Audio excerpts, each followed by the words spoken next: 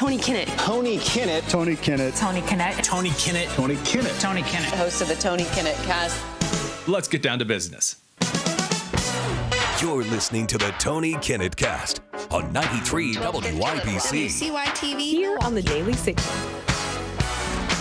Good evening and welcome to the Tony Kinnett Cast here on the Daily Signal, nationally syndicated first on 93 WIBC. Good to be with you, whether you're joining us on the live streams on X and YouTube, my personal favorite place where I get to see all of your highly intelligent comments throughout the show, whether you're joining us via our radio and TV syndication networks, or if you're catching the podcast later, because there is not exactly a lot of opportunities, or there are not exactly a lot of opportunities I get to share that the culture war as you have known it in the last couple of years, at least 12 or 13 years, is over. Now, am I saying that, the culture war in and of itself is over? Absolutely not. But the way the culture war has been fought over the last 12 to 14 years, in which the left does something and they're given all of the room in the world to move however progressively they want, however far to the left they want. Oh, it's not just about doing whatever you want in your bedroom. Well, it's about having big, huge open parades about it. And then it's not just that, it's that men can become women and vice versa. And then children can become different genders and permanent surgeries and all other kinds of cultural nonsense. As far to the left, that was totally fine for all of those on the left.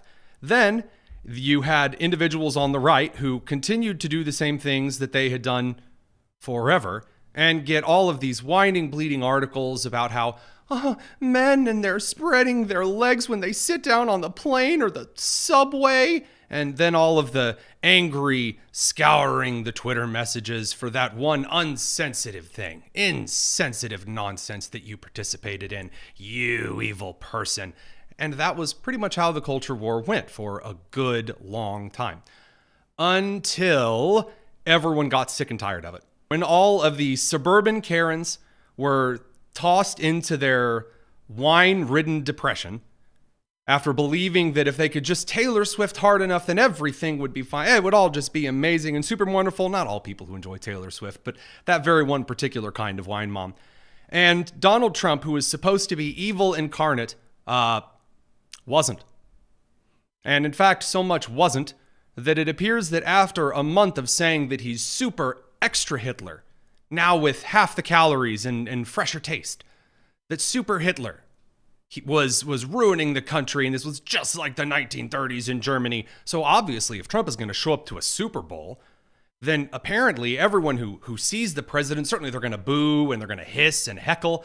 And then the exact opposite happened. The president of the United States showed up to watch the Super Bowl on a Sunday, and everyone just cheered. They cheered. And it was a really good time. Now, by the way, the lead up to the Super Bowl said, no, this wasn't going to be the case. In fact, there were liberals who were outraged because the NFL was removing their end racism little markers down in each end zone. And so, if they're going to remove end racism, then the NFL might as well have everyone carry signs that say racism is great and fun and a good form of exercise or whatever. This is the case that was made by the left over on Bill Maher and countered by Floridian Representative Byron Donalds. Yeah. I noticed that at the Super Bowl, there, for the first time in, I think, 4 years now, the Trump administration is making them take away end racism, which they had written in the end zone, right? And when why? It just seems silly. To do it or not to do it? Why get rid of it? Oh, I could tell you why. I know, but it's just like you're because it was stupid to begin with. Yeah, but let me ask you, who is it for? And if you're a racist and you see end racism in the end zone, you're going to stop being a racist? Now, then, the crowd laughed and clapped because Bill Maher, although he refuses to actually take the leap to finishing his thoughts, every once in a while, a broken clock is right twice a day. And in this case, yes, it was incredibly stupid. Sticking the yard sign out in front of your home that says, "In this house, we believe science is real and racism is bad and violence is also bad and also love wins that no one cared. In fact, all you were doing was showing everyone how absolutely insufferable you are. Like, starting a conversation with someone who does CrossFit or a cyclist, because they can't stop telling you how much they are a vegan or they do CrossFit or they're a cyclist. And that was, again, a very taxing bit of nonsense for the American public to be subjected to this every time they tried to watch sports, which is where, I know this sounds shocking, a lot of Americans go to relax and get away from the day-to-day. Well, finally, we made it back. And by the way, the Taylor crowd, the same Taylor Swift who portrayed those on the right as a bunch of bleeping hillbillies in fat, sweaty tank tops in her 2019 music video, and who tried to go out and garner votes for Joe Biden and ended up registering fewer than 5,000 voters in swing states. And then tried again in 24 to register voters for Kamala Harris, and it did even worse than last time.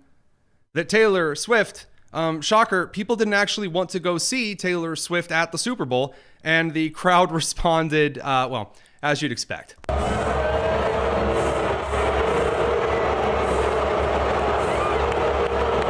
And she's shocked. She's like, why? Why the anger towards Taylor? Why the hate? Why the meanness? Because people are tired of it. People don't want to go see some pop celebrity, no matter who it is, at a Super Bowl. People want to go watch the game. And the Super Bowl, as many commercials illuminated last night, were about one thing and one thing only. Many of these commercials were about patriotism, about the United States of America being good, and that being okay to say, and in fact, something to celebrate. And other than a couple of advertisements like Nike and the weird ad that claims to be Christian, in which they call Jesus some type of immigrant refugee, which he was not, and a bunch of other kind of browbeating, over the head, really awful theology. Other than that, it was like back to normal. Bud Light was back to normal, and I know a lot of people have pointed out the Bud Light commercial. We're not going to play the whole thing because I've already talked about what I think is a more effective Bud Light commercial they've already aired with Shane Gillis, in which he pointed out that maybe he shouldn't be on a set with people in like weird furry drag. So that, of course, continued. And the culmination of how completely lost in the deep, dark sea the left is, as far as the new age of the United States is concerned, as far as people being done with the left side of the culture war, all comes down to The View, where Ana Navarro today decided to do... I actually don't have a description for this one, so you enjoy. Yes. What about you, Anna? Okay, well, I don't do sports. I don't do football, so I wasn't watching the game. Okay, real quick take here, just because I enjoy cutting off ladies on The View. Guys, the whole I don't watch sports, I don't watch football, so I wasn't watching the game. We get it. We hear you. You're the kind of people who think you're quirky, who say the word sports ball. You weird little theater majors. No one cares. You don't need to preface every single conversation about you not watching a game by, well, I really don't like sports, and I don't like, watching athletics, so I'm kind of quirky that way. We get it. We don't care. So, anywho, that, believe it or not, was the lesser of the two nonsensical things that she said. But listen, I think today Donald Trump is going to sign an executive order banning black people from halftime. Because you remember last week we were talking about an executive order to ban black people from halftime. Sometimes I don't even have to insult someone. They just do it themselves. And this is one of those times. They are so out of touch with the rest of the country. They have been chanting from the rooftops, crying wolf for years now. Trump is Super Hitler. And it's going to be the night of the crystal Trump hats or something. Whatever, it didn't happen. None of that occurred. It's just Americans back to being Americans. And by the way, that's not limited just to the Super Bowl. According to a CBS YouGov poll, Trump is currently sitting at the highest approval rating he has ever had, ever, as president of the United States. Radio crowd, we'll see you in just a bit. I'm going to kick it over to commercial on your end. This is the Tony Kinnett cast here on the Daily Signal. Now, for those of us on the live stream, let's talk about these polls for a minute because I was a little shocked. I wasn't actually shocked about the approval rating, at least as far as 53 being a really record high. I was a little shocked about how the media's constant intonation over the last several months that Donald Trump was going to be terrible and he was going to do all of these awful things. And then over the last 21 days that Trump was destroying the federal government and how actually he was destroying checks and balances. We're going to talk about that in a second. And Americans were hating it and he isn't fulfilling anything. I expected at least a slight dip. Perhaps a last gasp of Americans giving the legacy media an ounce of credibility. Believing the whining, crying pop stars in Instagram going, I don't know what to do with the children. They're deporting the children. I expected a little of that to work. I wasn't expecting it to have like the opposite effect. I mean, that's something else entirely. 53% approve. This is the really shocking number, though. There was a question asked, Trump and his campaign promises. Is Trump doing what he promised he would do, or is he doing something different? So like Trump made all of these promises over the last couple of years. Is Donald Trump, the president of the United States, fulfilling his campaign promises? The approval rating, 70% say he promised what he promised in his campaign he's delivering on. 30% say it's different than what he promised. 70% of this country understands that Donald Trump is doing exactly what he said he was going to do. That is unreal. You don't see just like an either or 70%, 30% poll when it comes to interpreting the actions of a president of the United States. You don't see those kind of numbers. That is bonkers. And there's a good reason that it is in fact bonkers, because we've never seen a president of the United States in any of our lifetimes, I am pretty darn rootin' tootin' sure. Possibly a president that hasn't acted in such a concise, direct, and expedient way in his actions, maybe since McKinley, who Trump is modeling a lot of his presidency afterward. I mean, this is certainly something special. And I think that one of the key things that you're going to have to look at as far as Americans are concerned are the tertiary, the secondary, the quaternary issues down the list on what Americans were concerned about, because everyone likes to pretend they were single issue voters this election. At least those on the left, it was a single issue voter and they were against Trump. That was or against like protecting reproductive rights or whatever. Most Americans were not single issue voters. Most Americans in this last election were multi-issue voters. It was a blend. It was a delicious stew of all of these policy situations that Americans were very concerned about.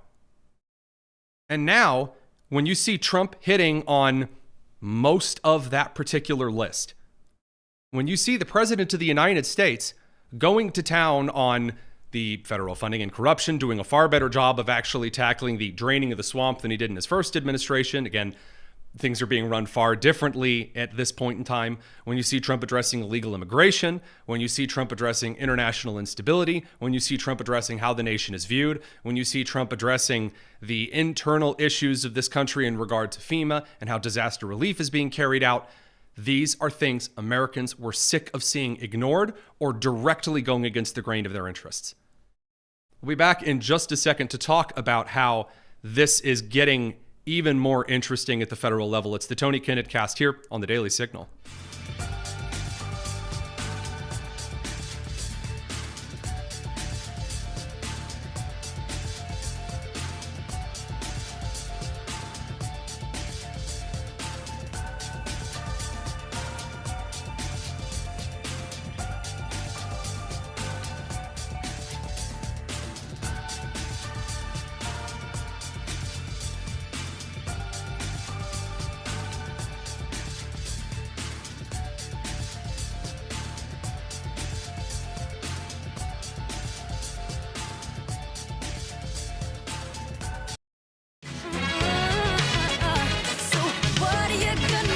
This is the Tony Kinnett Cast on 93 WIBC.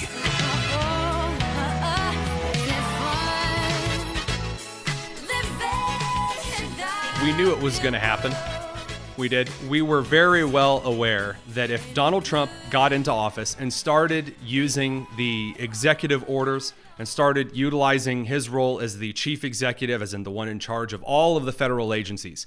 All of the federal agencies. I'm going to say that one more time. The President of the United States, according to the U.S. Constitution, is the guy in charge of all federal agencies, period. Executive agencies are in the executive branch. If you don't like it, you don't like somebody having a lot of authority as far as the executive agencies are concerned. And the only congressional oversight to those agencies is how they're funded and who is confirmed as the cabinet secretary level positions. If you don't like that, then you know what? Maybe you shouldn't have so many federal agencies that are so large, because then the president would have less to rule over. Kind of a crazy concept. So let's talk about how things are going over in the executive order world. So, of course, you have Trump signing EOs left, right, and center, ordering his cabinet secretaries, who are, as we've said before, all mavericks. These are individuals who have been brought in to examine the built-up soap scum, the calcium, lime, and rust that CLR is here to remove. Not a sponsor, but you know what, CLR, if you want to sponsor the show, let me know. Those kind of long-term grievances that have built up in a corrupt fashion. By the way, when I'm talking about federal agency corruption, what I'm talking about, the definition of corruption in this case, is taking money that was allotted for something else and then using it without any kind of congressional notice. That is corrupt. If I get into power and then I start doing something that my position is not about, that is an act of corruption. It is a corrupted version of the role I was supposed to assume. Now, let's talk about how the left is reacting to all kinds of things here. So again, Donald Trump's commission, the Department of Government Efficiency, headed by Elon Musk, in order to just audit the federal government and all of the various things they've been spending money on in the shadows for the last couple of decades. Of course, Trump's buyout offer of federal workers, of which now 60,000 are reportedly in agreement to leave the federal government and kind of take their money and leave. And then, of course, things all the way down to an executive order renaming the Gulf of Mexico to the Gulf of America. The left is raging mad.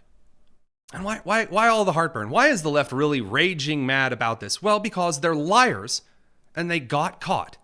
So I will remind you that when Karine Jean-Pierre, Biden's second press secretary, Super Miss Historic Woman, got up in front of the country, dressed like Spirit Halloween's Al Capone costume, she told the country that any allegations that the Federal Emergency Management Agency, FEMA, was spending any money on illegal immigrants, on illegal migrants whatsoever. No money was going to housing illegal migrants in this country. Here are the very overt, very clear words of the last president's press secretary. So, disaster relief, this is a falsehood. Disaster relief funds used on immigrants illegally in the U.S. The fact is, no money is being diverted from response needs. That's the fact. Now, here's what the Department of Government Efficiency found. And we're not talking conspiracy theory. Oh, this same amount of money over here was actually spent over here. No, that's not what occurred. What the Department of Government Efficiency discovered was that FEMA had directly allocated $59 million from its disaster response budget last week to pay for luxury hotels in New York City to house illegal migrants. Now, I want to make this explicitly clear. I have seen this before. I witnessed it on the ground in Maui. When Tim Kennedy and I at the Daily Signal went into Maui, we found individuals who had been kicked out of hotels like the Grand Wailea. It's a $1,000 a night kind of hotel in Maui, in order to make room for the FEMA agents that were on the island.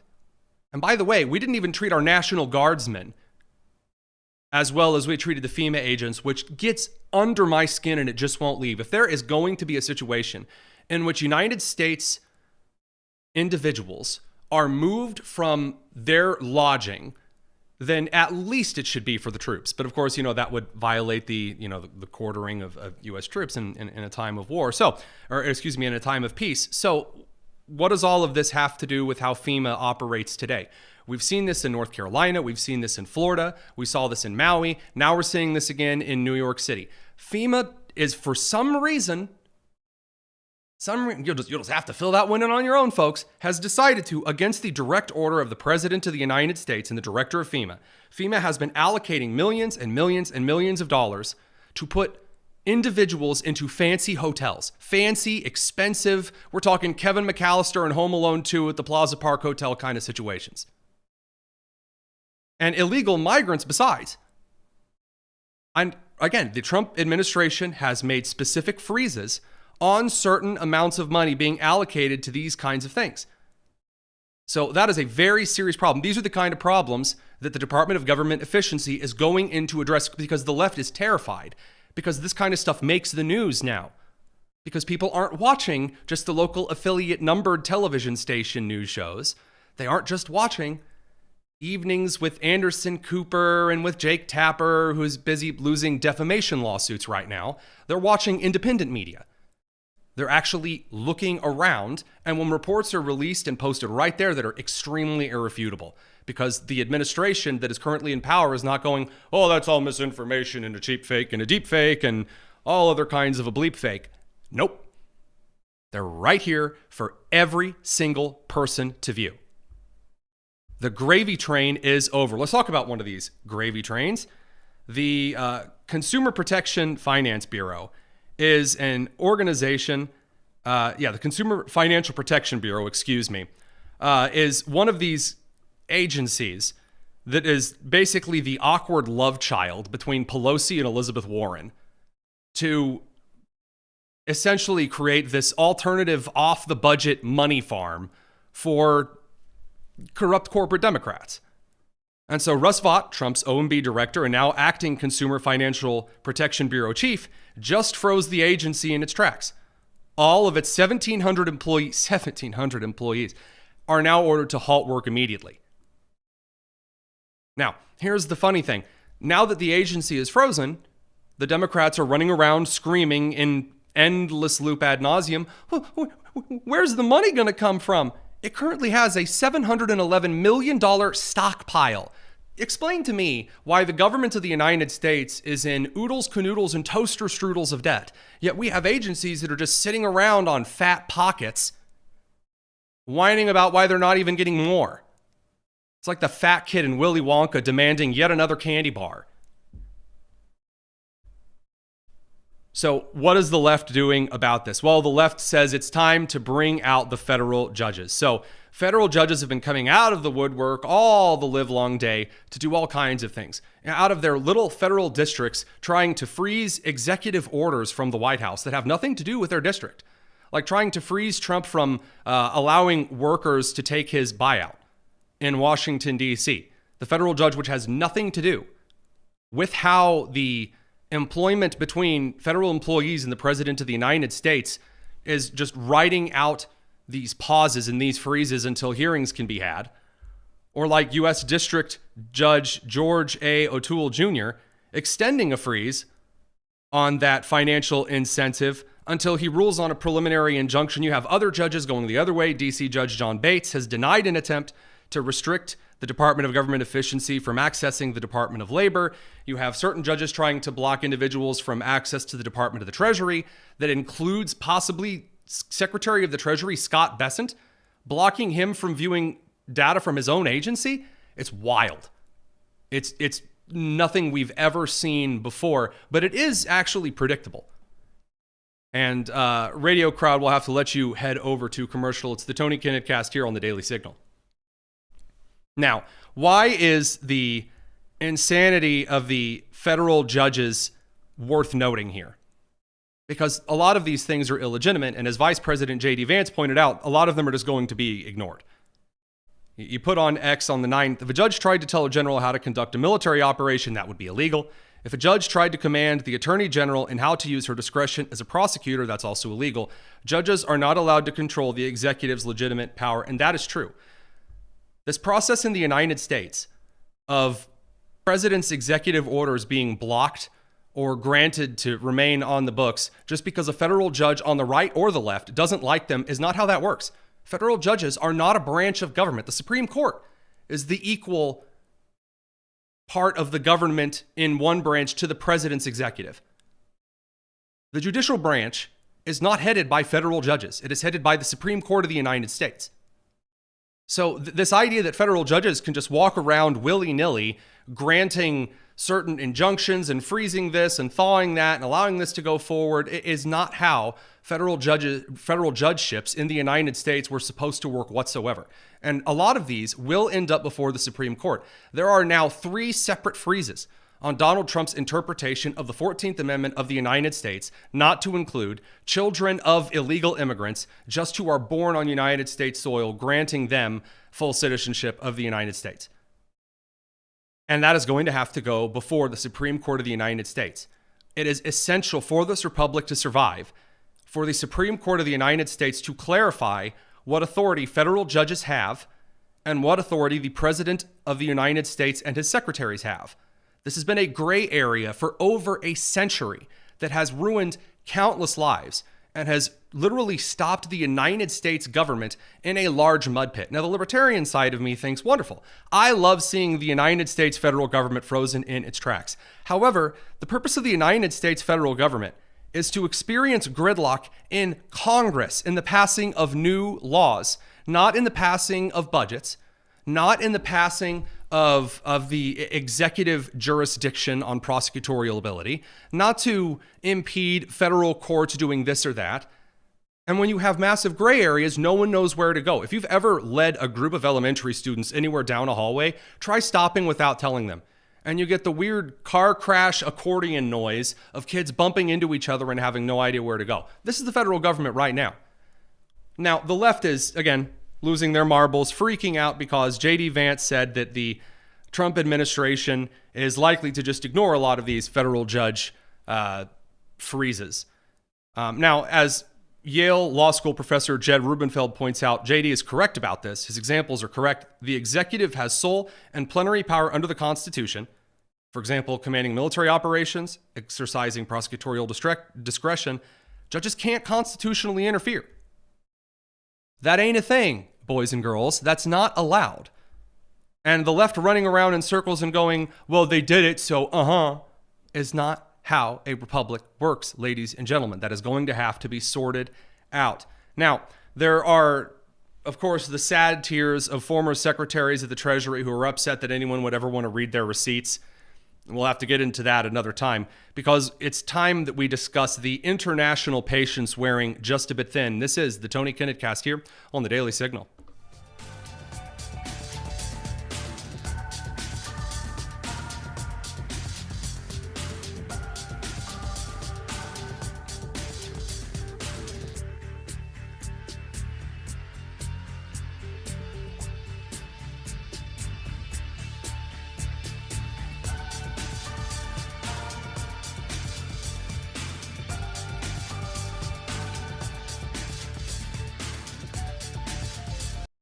If I could fall into the sky. This is the Tony Kinnett Cast on 93 WIBC.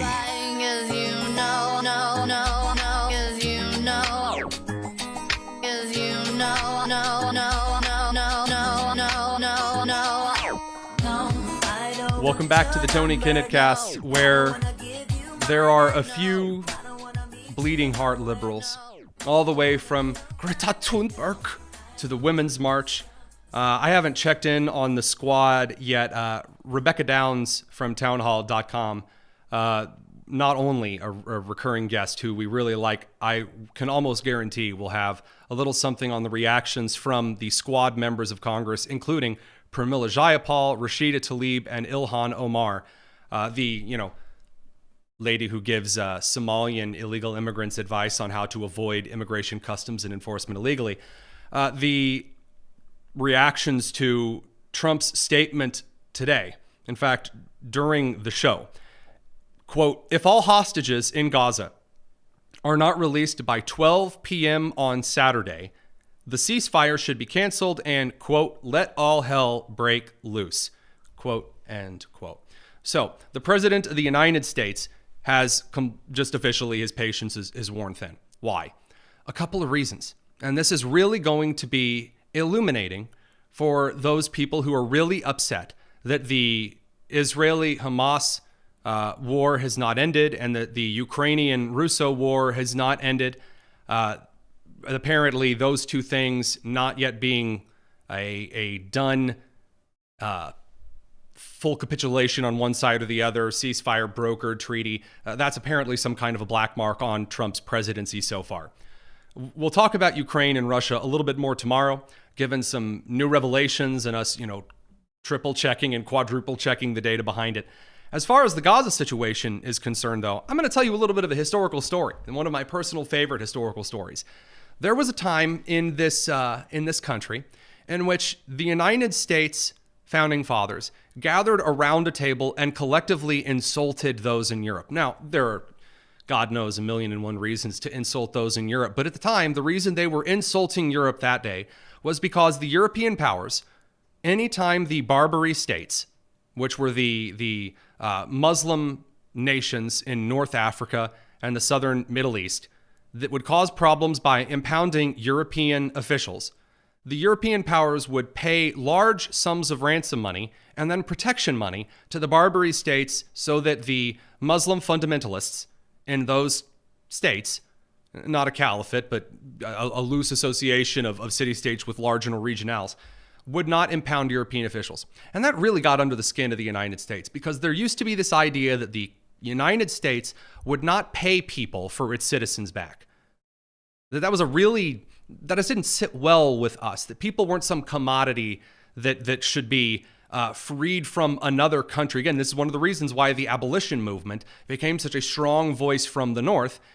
So you had President Thomas Jefferson, who was really frustrated with the Barbary states who were impounding U.S. troops and then were charging us to buy those individuals back. He said no. And his patience wore thin. And finally, the United States sent over, in one of its very first international expeditions, the U.S. Marines. The halls of Montezuma and the shores of, you guessed it, Tripoli. And the United States military made it exceedingly clear to the Barbary states that if you touch our stuff, if you touch our boats, if you touch our men, if you touch our goods, you won't be around to tell your children about it. This has been United States doctrine for a long time, until we get about halfway through the Cold War and Jimmy Carter crapped the bed on Iran. And then, although we had some very good moments, the United States, with the exception of Reagan, had really waddled into a policy of United States citizens being bought and sold based on the diplomatic moves of the government. And our allies as well. And there is an international patience that a president of the United States has not to want to stir up the world, because what he wants to see on the world stage as the American hegemon, as the leader of the free world, he expects things to run a certain way to be the best benefit to Americans. Right now, what the Houthis are doing in Yemen and what Hamas is doing in Gaza is getting on the nerves of President Trump. Now, you can say that, well, you don't think the nerves of President Trump should really be germane to the situation. Well, too bad, because world history suggests that the executive holder of power in a country tends not to like when there are nations out and about that are doing nasty things to either his citizens, his allies' citizens, his interests, or all three. And so Hamas, which, again, Trump used his team to help broker a ceasefire, has finally started releasing some of the hostages, the ones that are still alive. Hamas has no credibility for us to suggest in any way, shape, or form that they have all of the hostages that they say they do still alive. They are in horrible, horrible condition. Here's Trump, by the way, pointing this out, and one of the reasons why he is so disgusted and should be. Hamas has been a disaster. And by the way, I have to tell you that I watched the hostages come back today, and they look like Holocaust survivors. They were in horrible condition. They were emaciated. It looked like many years ago, the Holocaust survivors. And I don't know how much longer we can take that when I watch that. I know we have a deal where we're supposed to they dribble in and keep dribbling in, but they are in really bad shape. They have been treated brutally, horribly. Even the ones that came out earlier, they were in a little bit better shape, but mentally they were treated so badly. Who could take that? At some point, we're going to lose our patience. When I see that scene that I saw today with people coming out of helicopters and airplanes that are emaciated, that look like they haven't had a meal in a month, there's no reason for that, and I don't know how much longer we can take it. Now, what the President of the United States has suggested since is that Israel is more than happy to tell the United States to keep their hands off, but overwhelming force, and I don't mean overwhelming force as in the United States in its occupation of Iraq and Afghanistan. I mean true, effective, unadulterated, unmitigated United States military force. The kind that completely wipes through Palestine, the Gaza Strip, and ends this once and for all, is the exact kind of thing that Trump is contemplating, and he should be. He should be. And allow me to explain why. If you were going to contemplate military action, either crap or get off the pot, cook or get out of the kitchen. Hopefully those two things are not being done in the same room. You should not be in a position in which you are going to do this, well, we're sort of going to strike if we have to kind of power. Who cares? What's the Geneva Convention going to do? What's the United Nations going to do? Oh, file a memorandum of being really grumpy about it? Who cares? Who cares? It is what the President of the United States wants, that he believes is in the best interest of the American people. That is how the United States should use its military. It should. This idea of international kind, love, and hugs, we got to be a member of the international community. Why? What? Why? Why do we have to sit here and let other nations go through their nonsense, whatever, and then go through this 18 committees, this Department of State's got to go in, and we have to be all friendly because, after all, with great power comes great responsibility, Mr. Stark. Nonsense. The American people are tired of nonsense. They're tired of it. They're tired of nonsense, pretending that Vladimir Putin is some great, amazing, brilliant leader who has all of these nukes ready to go and he's waging a very tactical war. The man couldn't even conquer Ukraine, one of the most corrupt Eastern European countries that there are. And Vladimir Zelensky, whose government is also riddled with similar issues that he can't seem to figure out and also isn't holding elections and at the same time isn't actually willing to state what it is that he wants out of the war, and is now trying to leverage the safety of his civilians and actually winning back territory against these long-term gains, as though a second treaty with Russia is going to solve things. Yeah, because Russia honors treaties. That'd be a first. So the entire international situation is wearing thin on the United States government. And that is, I would argue, something for the rest of the world to consider. Because if you think that Donald Trump, who is now moving forward with tariffs on a larger scale to get the rest of the world in line, isn't going to turn around and show the rest of the world how the United States has been faring as far as its military development, I'm just saying, I'm a little tired of the international community thinking that they can act with impunity whenever they want, and the United States will continue footing the bill. If we're footing the bill, we run the show. If we're buying the music, we direct the band. That should be how it works. And if you don't like that, sorry, don't care. This is quickly becoming one of the largest shared opinions of those in the United States. If Europe doesn't like it, don't care, didn't ask. Also, you're European. No thanks. Same with those over in the racial supremacists over in places like South Africa, the communists over in China, and the tin pot dictatorships that they call presidencies down in Central and South America. Don't care. So, that said, Allison, go ahead and send the fine radio people over to commercial. I have one other thing that I want to hit with the live stream crew. This is the Tony Kinnett Cast. So, I do want to point out just one small thing that I didn't quite have the chance to make fun of. Elizabeth Warren's wonderful Super Bowl advertisement that I thought was pretty great, her little reel that she made. It's Super Bowl Sunday, and here's a reminder that Donald Trump has done pretty much nothing to lower your grocery costs. Remember, during Donald Trump's campaign, he repeatedly promised to lower food prices immediately. He said on day one. But here we are, way past day one, and the cost of groceries has only gone up. Chicken wings cost over 7% more than they did a year ago. Egg prices have risen 60%, from $2.51 a dozen to over $4 a dozen. Look, instead of lowering costs for your family, Trump's been focused on cutting funding for hot meals for seniors and giving Elon Musk access to the system that makes sure that your grandparents get their Social Security checks on time. Donald Trump needs to buckle down and use the tools. Needs to buckle down. Get all buckling down there. I don't know where the weird little cowboy accent came in, but so Elizabeth Warren and her incredible lack of wisdom doesn't actually cite anything in any way, shape, or form that is not based on the bird flu, the avian flu that is led the Biden administration at the time to order the execution, like Order 66 from Star Wars, of millions of chickens. Now, I know that a lot of you out there may not raise your own chickens. You should. Raising chickens is in fact a great endeavor. But I would like to point out that chickens are not hatched and then full-grown laying chickens in a month. That isn't how that works.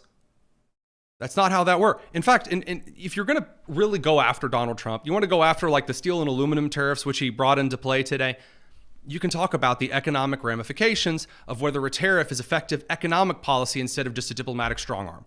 But if you're going to go after Donald Trump, don't go after the thing. Everyone knows that Donald Trump has no ability to walk out to the White House hen house every morning and lay 247 million eggs. He doesn't have that ability. If he did, that would be very terrifying, and I would have additional questions. Donald Trump can't magically snap his fingers, turn over a bag, and all at the bottom falls endless Buffalo Wild Wings. That's not a thing. Again, would be an incredible ability if he had one. I would have additional questions, not one that's up his sleeve. It just isn't. Also, the Elon Musk going, oh man, Elon Musk has access to the thing that's giving your grandparents. Elon Musk has no ability or authority to cancel any kind of federal payment to anyone, anywhere, anyhow. He is an advisor whose entire job is to audit and to look at it. That's it. This is where the left completely fails. Elon's job is to say, hey, check it out. Look what the government is spending this on. And that terrifies the Democrats because guess what? They really don't want you to know what they're spending money on. That's the whole thing. Elon Musk hasn't come out and said, yeah, let's cut Social Security. Now, do I think that Social Security needs to either be privatized or reformed before we go completely bankrupt? Absolutely. Do I think Trump not doing entitlement reform is a mistake? Yes, not entirely his fault because the country isn't voting for it. They believe that somehow Social Security is going to last forever, which is incredibly not true. But Elizabeth Warren going after Trump for this, I got to tell you, chicken wings and Social Security, yeah, that ain't it, Chief. That's just not it. So we'll be back in just a second. Don't go anywhere. It's the Tony Kinnett Cast here on the Daily Signal.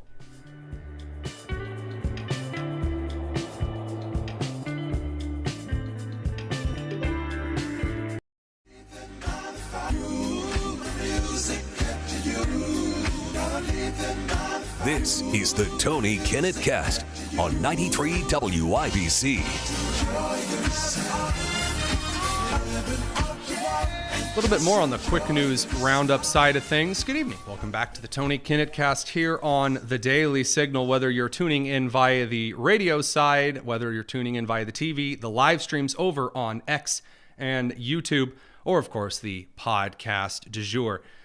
There is a bit of a problem in the Trump administration right now, and that is that there are individuals inside the federal government somewhere that are continuing to leak the large-scale immigration customs enforcement operations in various areas around the country. So, in the most recent example, the Los Angeles Times reports that they have obtained a leaked government document indicating there will be a, quote, large-scale operation in the Los Angeles area before the end of the month. Now, this comes after the operation in Aurora, Colorado was leaked, and then in Chicago, another leaked operation. Now, I shouldn't have to tell you why this is extremely problematic, but you know what? Let's give it a whirl. Number one, you do not want a surprise operation to be leaked ahead of time, because this is usually where an individual might be able to do some harm to the officers that are going door to door and with warrants making arrests. That's a problem that puts those officers in very severe danger. Now, number two, this is a very big issue because this is something Americans voted for. This is something they want to see done, and it is within the purview of the executive office of the federal government, the president, and the Department of Justice, Immigration, Customs, and Enforcement to move forward and carry these things out. So what you're going to have is I've quipped on social media, you're going to have a period test. A period test or a grammar test is in a situation you would send out a letter to the various individuals who would know about an operation ahead of time. The more leaks there are, the easier it will be for the Trump administration to figure out how high up the mole is based on when the information is leaked, kind of as an average between the various leaks. After you have a general idea of, let's say you have I'm guessing it could be about 4,000 people. Once you have it narrowed down to, 4,000 or 5,000 people, you can send them all an email. But here's the catch. In the email, you can word something differently, even if it's in a word that isn't necessarily visible, or perhaps a bit of a tracking cookie on said email, that can then be sent one little difference to every person in the 4,000 that we're imagining here. And then after that person leaks yet again, whatever it is, the federal government jumps in and says, here's the document, here was the change, this is the person. You can narrow this down. In short, I'm sure there's a mole hunt going on currently at the federal government. There is a major schism happening right now between career bureaucrats who do not want Trump to stop the status quo of organizational corruption that has been allowed to fester under the moral authority of progressivism for decades now in the federal government. And on the other side, you have individuals who want to see this rooted out once and for all, because the bloat and the waste and the constant harm that is done to Americans in the name of social goodness on the federal dime is intolerable. It's unconscionable. Nobody's stomaching this anymore. In the other quick news, the individual known as, quote, Big Balls, end quote, has now been appointed a member of the State Department. So the 19-year-old who is a young technological genius, he upset a lot of people because he said some gross comments back in the day about Indian people. And by the way, J.D. Vance came out and defended the rehiring of this particular individual because, as he says, we make mistakes and people should be forgiven for those mistakes. We'll fire him if, in fact, he's really bad at his job. Now, the left decided to be totally normal and not insane at all, and they decided to suggest that J.D. Vance is a really, really bad father and husband because his wife is of Indian descent. Go ahead, guys. You want to run this again? You want to try hitting J.D. Vance with it? Like, this is the line? You're going to double down on the J.D. Vance and the couch rumor thing? Or J.D. Vance is weird? How'd that work out for you last time? How did that work out for you? Oh, no, the kid sent some mean tweets that were stupid and he apologized for them. Oh, no. I'm sorry. Americans just do not care as much as they used to about wrecking a person for all eternity because they sent stupid and objectively wrong statements at one point. Well, now he's been slapped in by the State Department, so now he has more access whether people want him to or not. Finally, tonight, the Department of Justice is dismissing its charges against New York City Mayor Eric Adams. He was being investigated he was being investigated for various corruption allegations. This came after Eric Adams started speaking out against the Biden administration's migrant policies. I've heard some either or and some hearsay on this, but it is, of course, newsworthy in and of itself that Mayor Eric Adams, who is on the outs with the Democratic Party, now that the Trump administration is in, Trump is canceling en masse a lot of various Department of Justice investigations that he and his team deem to be political in nature and not actually based on something discovered that would indicate a particular amount of crimes being done. I lied when I said that was the last thing because I'm going to do one little more extra last thing here on the show this evening. According to Axios, The FBI has just discovered about 2,400 records tied to President JFK's assassination that were never provided to the board tasked with reviewing and disclosing the documents. So Donald Trump said he was going to order all of the JFK documents regarding his assassination to be released. This was during the campaign. Then Trump got into office, and Trump actually said, hey, at the end of this time period, these documents are going to be declassified. Now we're discovering, after the left had tried dunking on Trump, saying, well, actually, most of these documents have already been declassified. Now, according to this Axios report, about 2,400 records were hidden from said board. If you are going to get out in front of the public, in front of the people, and say that you are trustworthy and that government bureaucracies and institutions are worth putting their trust in, this is a mistake that the establishment right makes all the time. They think that the institution is what deserves the respect and not the record of the institution. You can't screw it up and get goofy and wreck that trust and then expect to be trusted. That's another example why. We'll be back tomorrow with a little bit more. This is the Tony Kinnett Cast here on the Daily Signal. Take care.